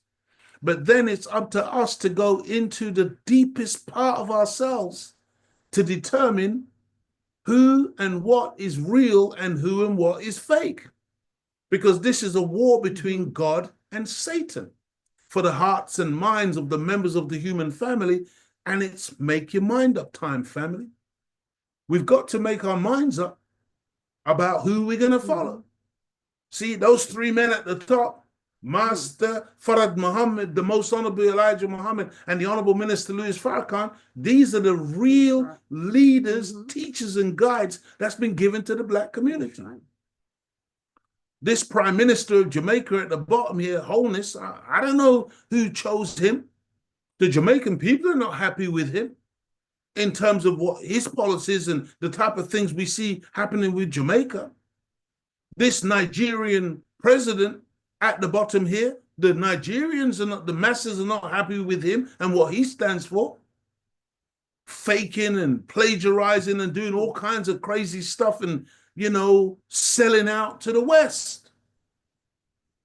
We've got to decide who it is that we're going to follow, who it is that we think is our leaders. And I'm saying this, family, as we're taught in the teachings of the Most Honorable Elijah Muhammad, you better start looking to the leader within. See, because you got to listen to your own conscience and you got to listen to your self-accusing spirit. Because part of our problem is that we ignore the inner voice. We ignore, because we know the truth. I'm telling you, man. Black people know the truth by nature. It comes up in us and we can discern it, but unfortunately, for many of us, we ignore it. We ignore that voice when it speaks to us. There are so many in politics, show business, sport and play, and the so-called news media who falsely claim to speak on our behalf, but who, when you look closely at their behavior and listen carefully to them and what they speak, as well as what they don't say, you quickly realize that someone is perpetrating a fraud, especially when you examine where and who they get their money from, who sponsors them or pays their salaries. See, family, this individual looking like a puppet master, Larry Fink, I mean, these are the money brokers who control so much of the industries that our people perform in. This other one, George Soros at the top, these are the people who are pumping money into this place and this industry and that industry and influencing people's behavior. At the bottom there, you got Rupert Murdoch, who controls so much of the so-called news media that we get, and the TV shows and the programs that so many of these black anchors and these black professionals appear on, who represent or misrepresent themselves as people who represent the black community. Bill Gates, this so-called philanthropist who goes around talking about he's giving money to this one and giving money to this group and giving money here and giving money there, when in reality, he takes so much more than what he ever gives. And what he is actually doing is so sinister and so wicked against us. But you will see that our so-called leaders meeting up with him and shaking hands with him, and he's got access to all of us, all of our leaders. Here you got David Lammy, the so-called foreign minister, you know, in the UK now. You got all of these people. You got Charlemagne the God. You've got Karine Jean-Pierre, who is the press secretary for Biden and the Biden administration. You got Al Sharpton. You got Joy Gray or whatever her name is. You got Michelle Obama. You got all of these people. You got Whoopi Goldberg on The View. And, you know, we watch them and we think that they represent us because they will say some truth. Van Jones crying because Biden became the president. And these people, we think that they represent us. They don't represent us, family. Because the people who are paying them, it's not us. It's not us, man. They get their wages from somewhere and somebody else. And I'm saying, dear family, we got to get organized. We got to organize our truth. We've got to understand that together we're very, very strong. We're very powerful. And together our truth will prevail, Allah will protect our truth. Allah will emphasize our truth, will pronounce our truth. But we can't just be a people who are emotionally upset over the organized lie. That's right. You see, the liar is absolutely organized. We've got to get organized. You see, because that's how we win. Family, I thank you. Thank you. Thank you so much, you know, for, again, allowing me to go through that. And I pray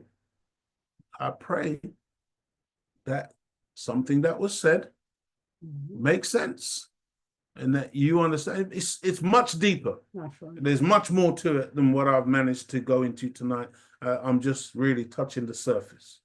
But I hope that what we have highlighted this evening really gives you some food for thought. That's right. And that you will go away and look deeper into some of these programs that we watch every day, and we don't realize that there are so many detrimental messages that are being beamed into our hearts and our minds, and that and that it influences us and it causes us to behave in ways that are not good for us. That's man. Some of us, we're watching people have adulterous affairs on these films and these movies, whatever. Next thing you find yourself in adultery and you're doing it, and it's been normalized, and we think, oh well, yeah, everybody does it. No, they don't.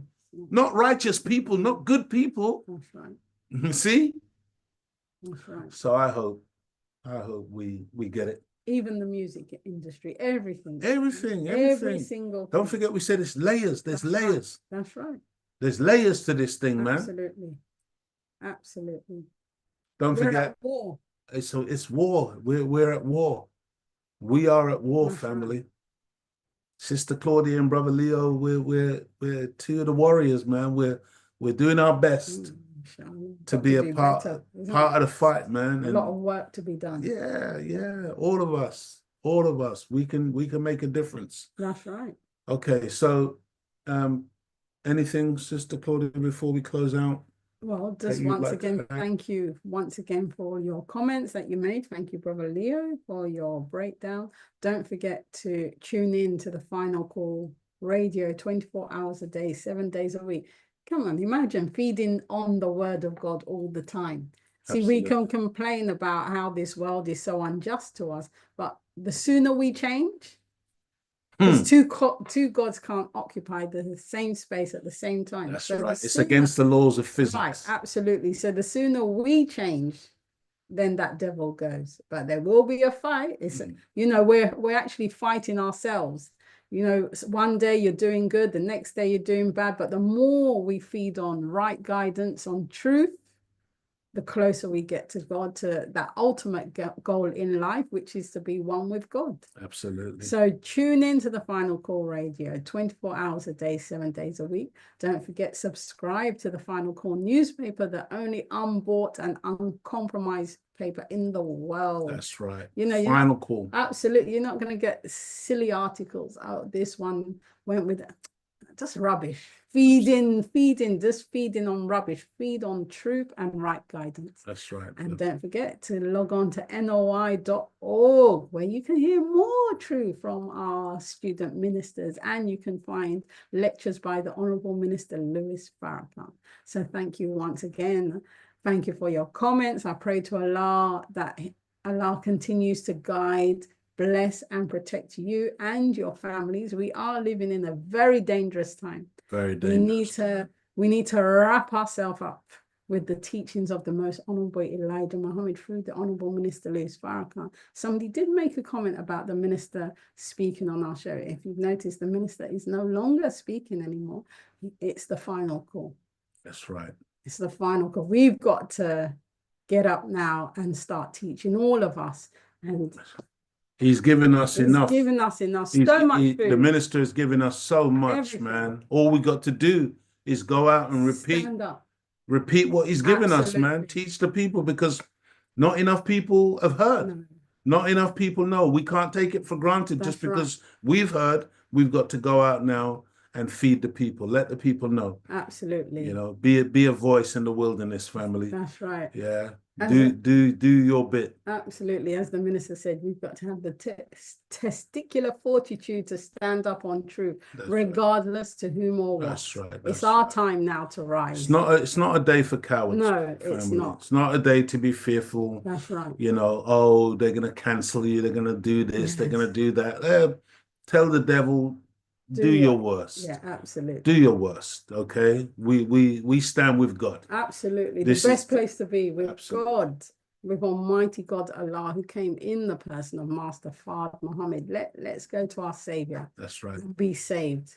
And because he wants to save us, but it's us running in the opposite and he wants to destroy Satan. Absolutely. See? So we are placed here today among the demons as a dare. That's right. Okay. God wants him to make a move. That's right. So that he can make his move. Absolutely. Come on, man. Our God is real. He is. He ain't no spook. Not a spook at all. Real God. Real Absolutely. God. We're gonna break down the mothership again one of these days. We're gonna go into the wheel and the wheels. That's right. Because they're real, family. Absolutely. The devil has got nothing that can compete with God. And understand this, because you've heard just recently they've been panicking in the UK because the wheels have been seen near their air bases. Yes.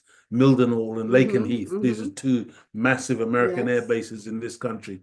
The wheels have just been showing up and they're panicking.